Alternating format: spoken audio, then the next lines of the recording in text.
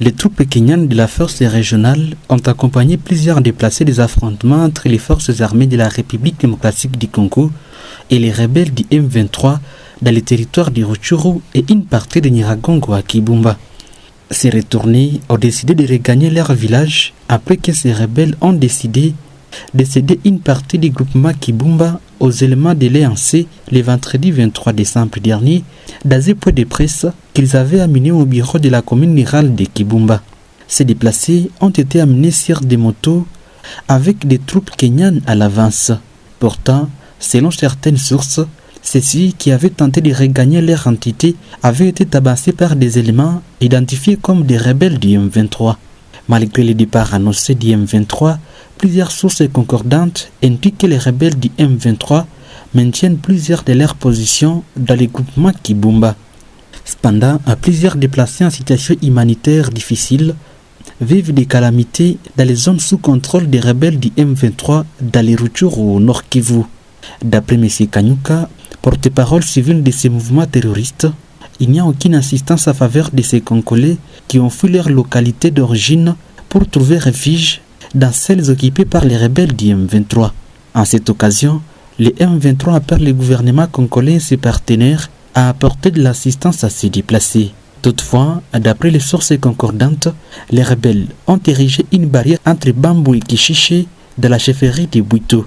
Les habitants ne savent pas emprunter ces tronçons depuis la matinée. Selon aussi certaines sources concordantes à Rutshuru, ces assaillants ont également détruit la toiture des édifices destinés à abriter les usines et transformation des produits vivriers et agricoles à produits manufacturés destinés à l'importation.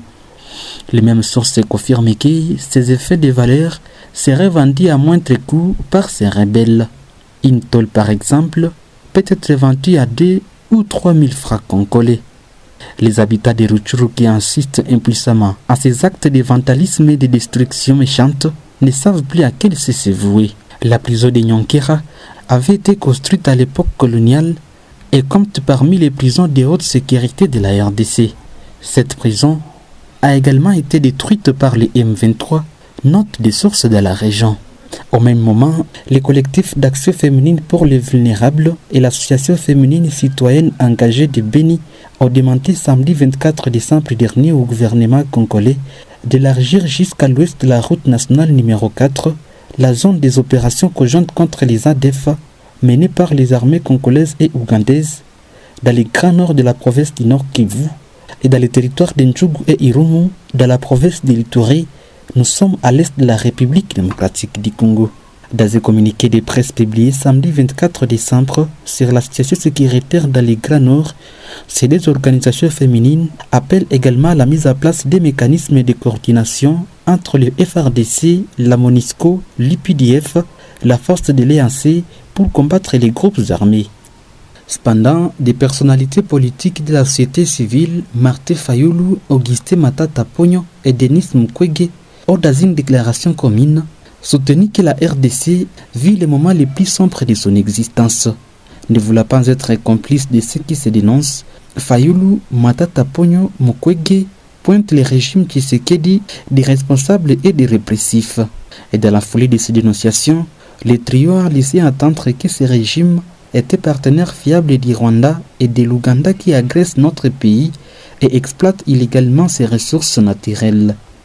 Au sujet de l'agression rwandaise, à travers ces supplétifs du M23, les trois personnalités politiques et de la société civile exigent la condamnation ferme du Rwanda par les conseils de sécurité et par tous les pays esprits et par tous les pays épris de paix et de justice pour cet acte d'agression contre la RDC en violation de la Charte des Nations Unies. Ce trio demande également le retrait immédiat des éléments du M23 de toutes les positions qu'ils occupent.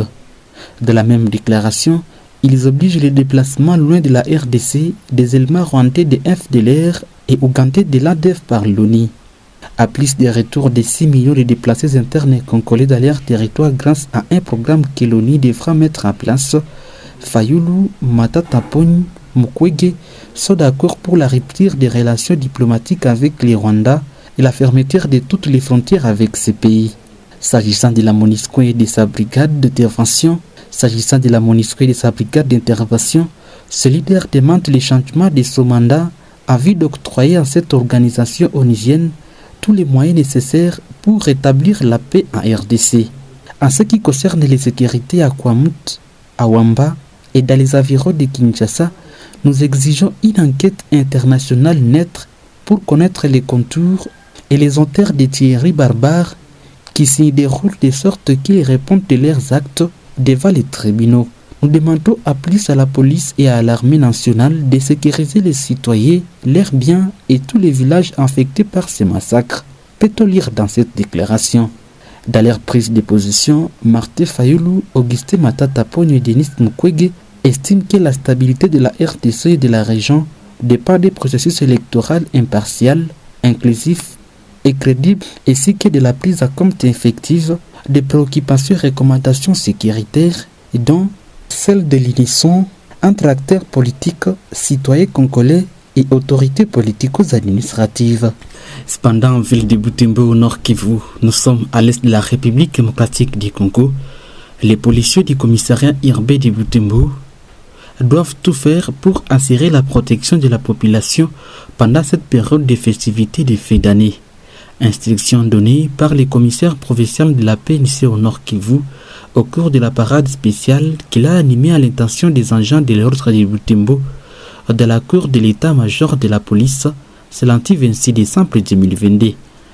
Les commissaires divisionnaires adjoints Abavan Hank a aussi appelé les participants à renforcer les mariages civilo-militaires policiers pour la bonne sécurisation de la ville avant de saluer le travail réalisé par la police durant l'année 2022 qui s'achève.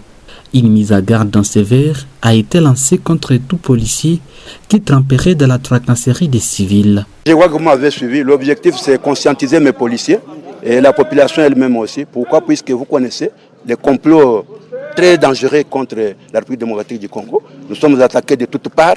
Quand nous voulons un peu nous reposer, voir comment développer le pays, non. Les gens viennent chez nous, ils viennent créer la mort, faire tout. Je dois conscientiser les policiers pour qu'ils soient debout avec la population, que nous puissions lutter contre cet état de choses. Voilà pourquoi je suis venu. Ça c'est un. De deux, conscientiser mes policiers, comment ils doivent sécuriser nos concitoyens pendant cette période. Des histoires, des pratiques et des tochayotes, ça ne peut pas exister non plus. Nous sommes de la population, nous sommes la population nous-mêmes, nous devons sécuriser nos compatriotes avec beaucoup d'amour. Le numéro 1 de la police congolaise à la province du Nord Kivu a par ailleurs annoncé l'opération imminente de recrutement en sein de la police dans son entité. Il veut voir la jeunesse de Butembo s'enrôler massivement pour servir sous les drapeaux nationaux afin de barrer la route aux ennemis de la paix. Madame, Messieurs, merci de nous suivre sur Afro Info 243. L'accueil, partagez nos vidéos. Merci aussi pour vos commentaires. Merci à Monsieur François pour ses commentaires depuis Luanda à Nankola.